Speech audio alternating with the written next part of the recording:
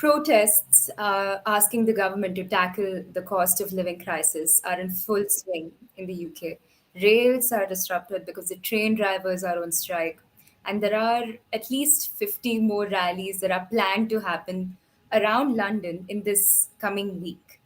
And another point to be noted is that the food banks in UK, they are witnessing this never seen before influx of people. This has been in the news since the beginning of the year, but currently, as we speak now, it's at this all-time high, which is shocking for a developed country like the UK. Now, what does this imply, and what can this lead to? Mm. They're great observations, Vijay. Um, there are a couple of levels to this. You're absolutely right in that we're getting one piece of news after another piece of news after another piece of news here in the UK, all of which point towards a society under stress, under duress. There are deeply seated movements occurring, and the cracks that are appearing on the surface now, they have their roots in many purely British attitudes, traditions, and history. So you're right about poverty. There is a huge gap between the haves and the have-nots. In my living memory, I have never seen such a gap. But there is a more worrying issue, and that is that those who have power and wealth, they seem to be completely ignorant of the gap that has developed. You know, I'm reminded of the onset of the French Revolution when Marie Antoinette was told that the people have no bread, and she said, well, if they have no bread, let them eat cake. You know, there is an element of that becoming apparent in the British ruling classes. Now, as students of civilization and very long range history, there are a couple of things that are now becoming obvious to everybody. Firstly, Britain masquerades as a democracy, but it's beginning to be felt now by the population that the democratic processes that occur in Parliament are actually theatre, that it's a drama to keep them engaged, and it's like a soap opera that's played out with passionate speeches in the houses and everything else, but not necessarily reflecting the needs of the people, not actually trying to address the problems and the challenges they face. So people are beginning to look and say, well, hold on one moment. We thought we were a democracy, but so many things are happening which we have never had an opportunity to express our democratic choice. The imposition of COVID constraints it saw the loss of human rights and freedoms which had been accumulated over centuries disappear. Those rights disappeared in a matter of weeks. There was no democratic process there. People are seeing that the manner in which food distribution is occurring, the variety of choices of very expensive wines and caviar, and if you go through to Knightsbridge and see the explosion in exotic cars and Rolls Royces and Bentleys and everything else, that's not as a result of democratic choices. And so there is a sense now that in fact this was a sham democracy. I've called it a fake democracy before, that in fact what we have in Britain is the old theocracy, the church and its power pyramids and its Ponzi schemes, the old monarchy who have conditioned the people to believe that they are loved and looked after by one family who happen to have a really good life at in exchange for this paternal love and beneficence that they shower upon us. And people are looking at them with a new set of eyes. They've seen what happened with Prince Andrew and his connections with Epstein. They've seen series after series of questionable transactions. It's come out that Prince Charles only recently was given a brown bag containing millions of dollars, and you know it was a very shady sort of a deal.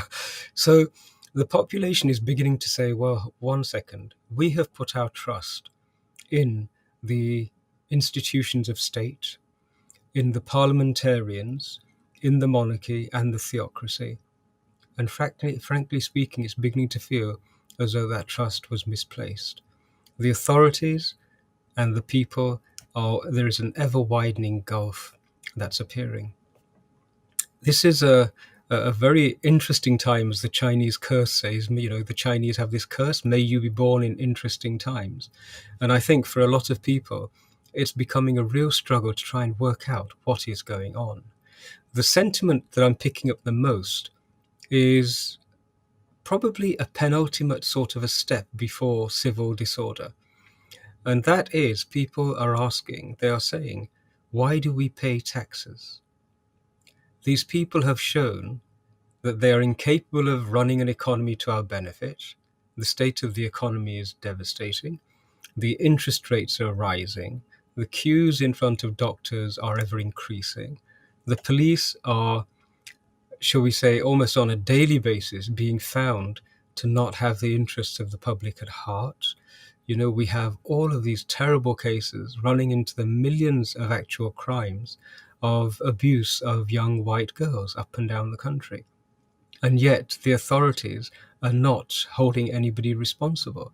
So there is a huge gulf between the population in the United Kingdom and the institutions of state. And the moment the British people decide, okay, they are not a symbiote, the governance processes and the institutions of authority are not symbiotic. We're not having a win-win relationship. What we're actually experiencing is a parasitic relationship, where the state now views its own population with a parasitic lens. And that is a problem. When that happens, invariably, the population says, right, we're not paying any more taxes. We're not going to pay our bills to these incredible companies who are making huge profits, billions and billions of profits, more than they have ever made. And yet we are being told that we have to foot additional costs. There is a story which is becoming seen now as a fiction, and that is it's a difficult position for a nation to be in. It's been a long time coming. Remember, the British state was established on piracy and global slavery. It wasn't established on trade, which is what they had sold to everybody. And when you have foundations which are so inhumane, it's only a question of time when the facade begins to crack and crumble. And one of the earliest population who the pirates of the British colonial time enslaved were actually the people of the British Isles themselves. The English, the Irish, and the Scottish and the Welsh were themselves enslaved by these very affluent pirates. So a huge samudra happening here in this tiny little island. And I think it's just a question of time now before we as Hindus have an opportunity to really step up. I'm a great believer that a small number of dharmic, courageous people can step forward and lead and participate in the affairs of state and make a big difference. Let's see. We have Rishi, who has suddenly appeared on the scene. We have Priti Patelji, who's also on the scene, and other prominent Hindus in power, in positions of significant power and influence. And I think their sanskar will start to come to the front now. So I'm positive. Change is always difficult. And for a country to move from a theocracy, a monarchy, into a genuine democracy is not an easy transition. I think this is what we're witnessing now. It's very nicely put.